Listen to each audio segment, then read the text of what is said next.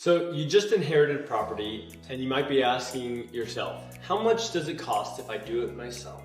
A lot of people start out on their inherited property thinking they will do it themselves. They think that if they can do it themselves, they can save a lot of money for the estate and that the process won't take too long.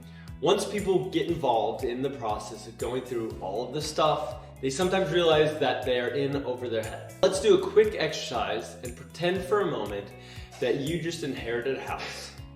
Now picture all of the stuff in all of the drawers, in all the closets, underneath the bed, in the garage, stored up on shelving in the basement, even out in the shed.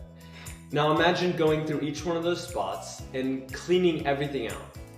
How much time do you think that takes? Is it a couple of hours, a couple of days, a week? Now, if you're like most people, you have a job, maybe you have kids who have activities to deal with, maybe you have a social life, maybe you have a house that you need to take care of. How much time can you realistically spend dealing with the inherited property? If you're lucky, you might be able to get 2 8-hour days on a Saturday and Sunday. Who wants to give up their Saturday and Sunday for one weekend, let alone multiple? But the reality is you might get 4 hours each day. Now let's go back to our pretend scenario. How long will it take for you to go through all this stuff? How much reminiscing will take place and slow down the process? The reality is that an inherited property takes about a whole year to go through. If somebody is actively working on it, you have to pay for utilities, taxes, mortgage payments if the house is not paid off, maintenance expenses, and those are just some examples of the hard costs that you have to pay every single month. Now let's look at some of the soft costs. How much is your time worth? Is the property close to your house? And can you get there easily? Or do you have to pay a lot in travel to get back and forth? Is somebody helping you?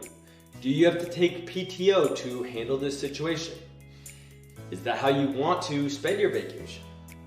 The goal here is to realize how much is involved with this process and the cost that will be associated. Every month that you hold the property, the costs get more expensive. It goes up exponentially the longer it takes to deal with this inherited property. On top of that, you can lose multiple weekends of multiple months trying to deal with everything, and that's if you're not riddled with grief from the loss of a loved one. Something else to consider is the longer you hold onto the property, the longer something can go bad.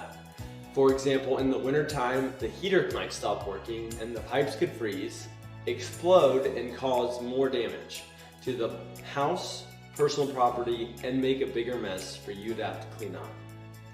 Or somebody could just break in and steal something valuable, like heirlooms, or just damage the property in some way.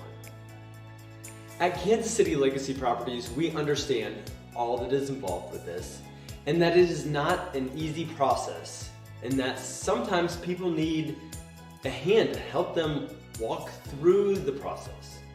Yes, it costs money to have professionals help you, but having somebody who can help you navigate this in a faster way that can reduce stress and lighten the burden of the inherited property and make this feel like a true blessing.